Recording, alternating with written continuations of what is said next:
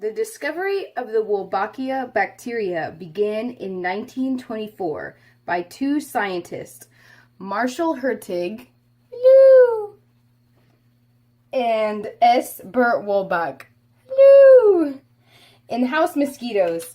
Call it more specifically, Colonyx pippins. Ha! It is an intracellular bacteria that is inherited in the cytoplasm and transmitted either vertically or horizontally. This bacteria infects a wide range of insects, including arthropods, invertebrates, and nematodes. It is the most common bacteria in the entire biosphere and is estimated to infect almost 20 to 60% of all insects. This figure shows the phylogenetic relationship of Wolbacteria and other close relatives. The Wolbachia are closely related to Ehrlichia, Anaplasma, and Rickettsia. It doesn't directly infect vertebrates, but infects arthropods and filarial nematodes. Arthropods and Wolbacteria have a parasitic relationship, which means it manipulates the reproduction of the host. In filarial nematodes, the Wolbacteria has a mutualistic relationship and is essential for the host survival. In the diagram, the blue, showing the arthropods, has a parasitic relationship, while the green triangles and circle shows a mutualistic relationship between the filarial nematodes. The triangles represent the diversity with each lineage, and the circles represent the lineage based on a single Wolbachia strain. On this episode of Desperate Houseflies, pregnant Lynette.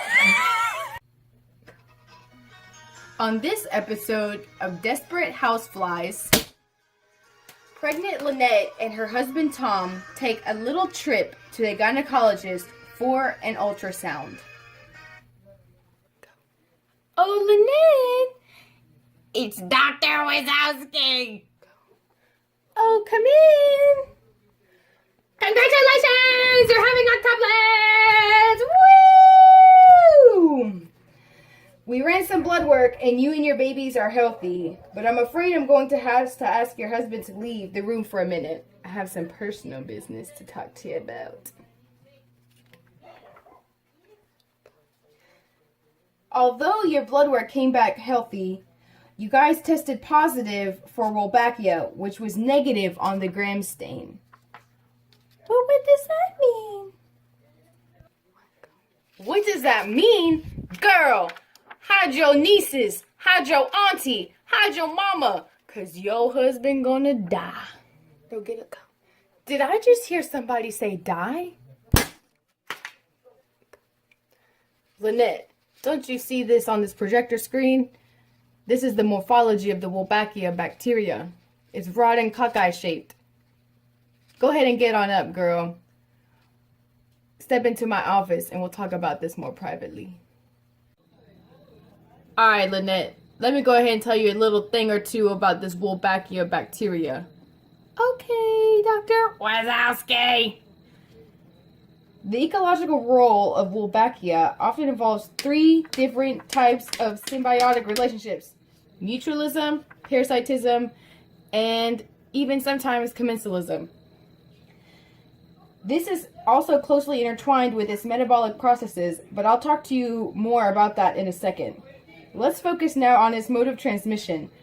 This bacteria is typically transmitted from mother to offspring via infected eggs. So, girl, basically you got this from your mama. It all makes sense now. Growing up, Lynette had her mom Susan and her two sisters, Bree and Gabrielle, and they were a happy family of 4 strong houseflies. At Susan's baby shower, she had 3 girls, Lynette, Bree, and Gabrielle. At Gabrielle's baby shower, she couldn't remember who her baby daddy was, but she had all girls too. When Brie got knocked up at her baby shower, she couldn't remember who her baby daddy was, but she was having girls anyways. Alright, Lynette, I'm going to talk to you about the 4 modes of manipulation of host reproductive biology of this gosh darn Wolbachia. The first mode of manipulation is feminization, which involves the infected males that grow into either fully fertile females or infertile pseudo-females.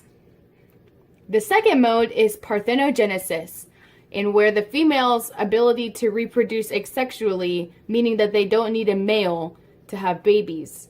This ties in with Lynette's 2 sisters, Brie and Gabrielle, who didn't know who their baby daddies were, but had girls anyways. The third mode is killing of infected males, which means death. So this ties in to Susan's husband, which is Lynette, Brie's and Gabrielle's dad, who died and wasn't in the family picture. And then Lynette's husband, Tom, who died earlier on in the video. The fourth mode is cytoplasmic incompatibility, which is the inability of infected males to successfully reproduce with uninfected females. Alright, Lynette, let's bring this back to metabolism. Like I said earlier, Wolbachia bacteria is gram-negative, meaning that it has a thin peptidoglycan layer. So, the outer membrane contains porins that help transfer molecules in lipopolysaccharides. It also uses the method of glycolysis and purine synthesis. The host synthesizes amino acids and vitamins for the bacteria so it's able to survive. And if you thought that was enough, girl, you thought wrong. Let's talk about this life cycle. Here's the rundown. Wolbachia bacteria has reproduction by division, more specifically multiplication of bacillary forms by binary fission. It also has the ability to produce more progeny than multiplication in binary fission. It's more active in growth and development of embryos and larvae. It's resistant to RNA viruses and insecticide resistance. Alright, Lynette, we're going to talk about the importance and come full circle. So this Wolbachia bacteria affects 20 to 60% of insects in the entire biosphere. So girl, you ain't nasty. You, your mama, and your sisters just have this. And all your babies are going to have it too. Luckily, it can't survive in mammals, but who cares? Because we're not mammals. We flies. Desperate house flies. It can insert its entire genome into its hosts. Scientists study its potential use for controlling pests and pathogens, and it has the ability to block Zika virus. Girl, you gon' live.